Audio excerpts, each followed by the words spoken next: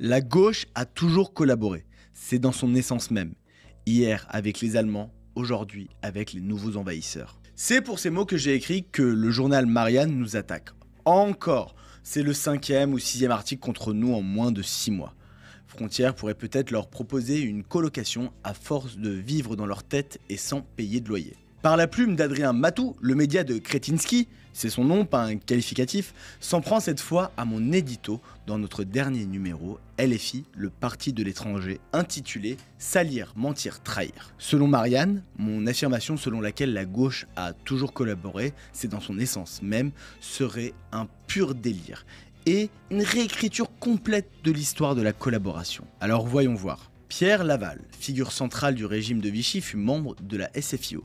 Devenu chef du gouvernement, Laval fut l'architecte de la collaboration avec l'Allemagne nazie.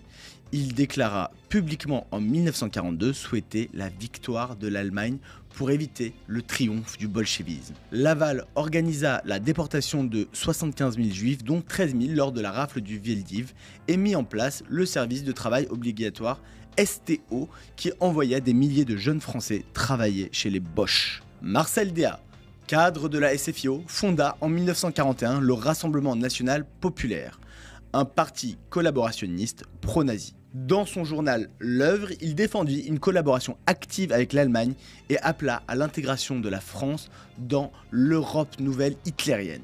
Déat participa à la propagande antisémite et à la répression des résistants. Jacques Doriot fut un haut cadre du Parti communiste français et maire communiste de Saint-Denis. Sous l'occupation, Doriot devient un fervent collaborationniste, prônant une alliance totale avec l'Allemagne nazie. Il s'engagea personnellement dans la Légion des volontaires français contre le bolchevisme, combattant sur le front de l'Est aux côtés des nazis. René Château, député radical socialiste, il vota les pleins pouvoirs à Pétain.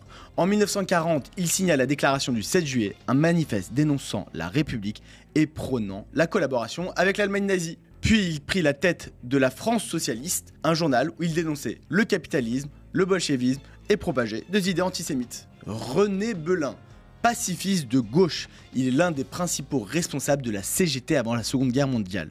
Il devient ministre du Travail sous Vichy en 1940. Il soutient la Révolution nationale et participa à la dissolution des syndicats indépendants, remplacée par une charte du travail inspirée des modèles fascistes. Belin promut la collaboration économique avec l'Allemagne, notamment via l'envoi de travailleurs français en Allemagne avec le STO. Charles Spinasse, député socialiste et ministre sous le Front populaire, rallia le régime de Vichy et soutient la Révolution nationale. Spinasse fait partie avec Paul Rive, un autre député socialiste, des membres fondateurs du quotidien L'Effort, journal appelant à soutenir l'effort de collaboration. En tant que maire, il fait aussi installer entre 1941 et 1944 un groupement de travailleurs étrangers et un camp disciplinaire dans sa ville de Rosiers-des-Gletons. Je vous laisse regarder sur internet ce qu'est un groupement de travailleurs étrangers. Marcel Guiton, ancien député communiste, il quitte le parti au début de la guerre pour fonder le Parti ouvrier et paysan français, un groupuscule collaborationniste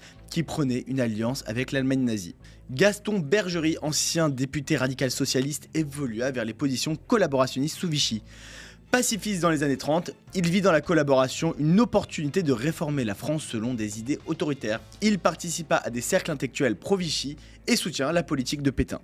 Albert Rivière et André Février, deux socialistes membres de la SFIO, rejoignirent le gouvernement de Pétain avec l'accord de Léon Blum, comme décrit par l'historien Serge Bernstein dans son livre sur le leader du Front populaire. Leur participation montre que même des figures modérées de la SFIO furent séduites par l'idée de régénération nationale et bien d'autres hommes de gauche comme Marc Augier, Jean Lucher, Georges Albertini, Claude Jammet, je ne peux pas tous les citer, le prompteur a une limite de caractère. Contrairement à ce que prétend Marianne, l'implication des figures de gauche dans la collaboration avec le régime de Vichy et les nazis, ce n'est pas une invention de ma part, c'est un fait historique documenté. De nombreux acteurs issus de la gauche ont soutenu, participé ou activement collaboré avec le régime de Vichy, et dans certains cas, avec l'occupant nazi directement. Loin de réécrire l'histoire comme le prétend le gratte-papier de Marianne, je m'appuie sur des faits établis par des historiens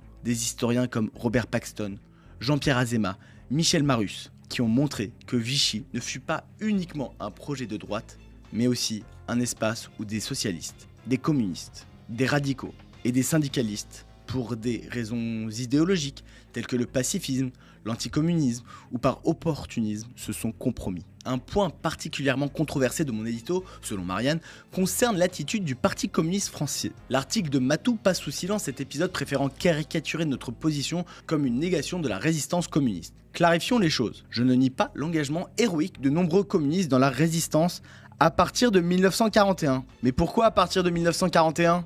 En août 1939, la signature du pacte de germano-soviétique entre l'URSS et l'Allemagne nazie plongea le PCF dans une attaque interne aux intérêts de la France. Alors que le parti avait été un fer de lance de l'antifascisme dans les années 30, il se retrouva contraint de suivre la ligne de l'internationale communiste qui qualifiait désormais la guerre comme un conflit impérialiste et prétendant officiellement à la neutralité dans ce conflit. Dans cette période, des témoignages et archives montrent que des militants communistes, suivant les consignes du parti, ont saboté des usines françaises travaillant pour l'effort de guerre contre l'Allemagne. Avions, chars, bateaux sont constamment victimes d'accidents, d'erreurs, de fausses manœuvres qui les paralysèrent ou les détruisirent, aussi bien à la Sagem, sur les plateaux de Satory ou sur les chantiers de Saint-Nazaire. De plus, dans le port de Marseille, des parachutes et des armes destinées aux soldats français sont endommagés par des dockers communistes. Ce n'est pas moi qui l'invente, c'est ce qu'a rapporté l'historien Roger Bourderon.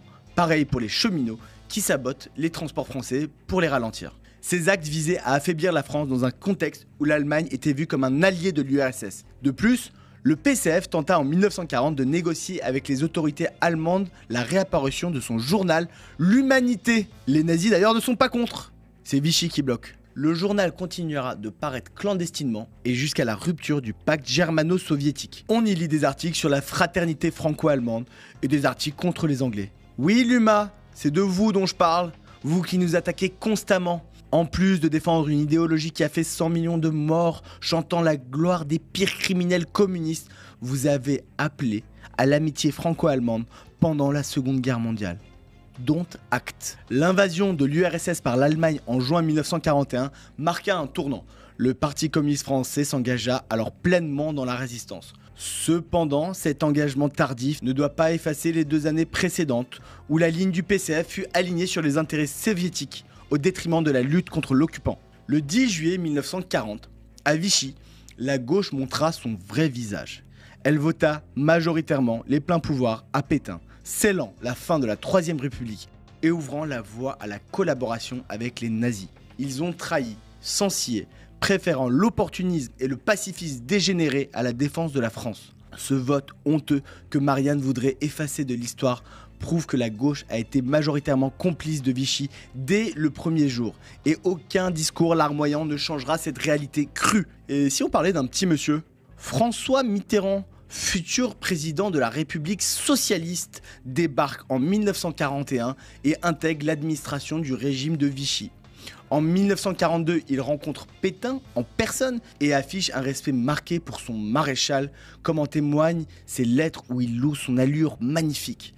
Au printemps 1943, Mitterrand obtient la Francisque, la plus haute distinction du régime de Vichy, après en avoir fait la demande et prêté serment. Je fais don de ma personne au maréchal Pétain, comme il a fait don de la sienne à la France. Il rejoint ainsi l'élite pétainiste, un épisode qu'il minimisera plus tard en prétendant avoir agi sur ordre de la résistance. Une excuse bien commode pour un ambitieux qui à 26 ans savait parfaitement où se situaient ses intérêts. Et même la gauche qui n'a pas collaboré est quand même coupable.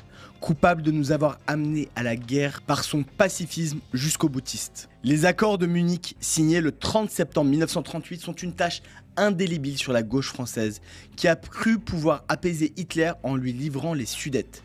Porté par Édouard Daladier, président du Conseil et membre du Parti radical socialiste, c'est un calcul lâche et désastreux.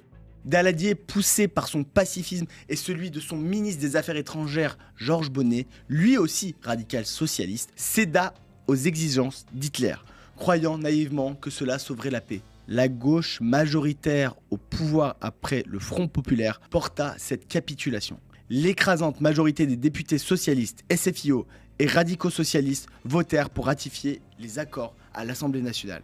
même Léon Blum. Ce renoncement face à la menace nazie sous prétexte d'un universalisme pacifiste ouvrit la voie à l'invasion de la Pologne un an plus tard, prouvant que la gauche préférera l'illusion à la fermeté. Si reconnaître que des socialistes et des communistes ont collaboré est une réécriture de l'histoire, comme le dit le papier de Marianne contre moi, alors les archives de Vichy et les travaux de Paxton doivent être jetés au feu. Mon édito dans le dernier numéro de Frontières souligne une vérité gênante. La gauche a collaboré et c'est ce qui rend fou la gauche actuelle qui se croit descendante de résistants héroïques alors qu'elle est le fruit d'une ribambelle de collabos. D'ailleurs, comme celle des années 30 et 40, notre gauche actuelle commet les mêmes erreurs. Essayer de faire des accommodements raisonnables avec des racailles qui égorgent nos Thomas dans des balles de village. Des clandestins qui violent puis tuent nos Lola et nos Philippines. Et essayer de faire taire ceux qui préviennent du danger. Ils essayent de nous faire taire avec des articles comme celui de Marianne ou des procès comme nous en subissons tous les jours. L'article de Marianne illustre une stratégie classique,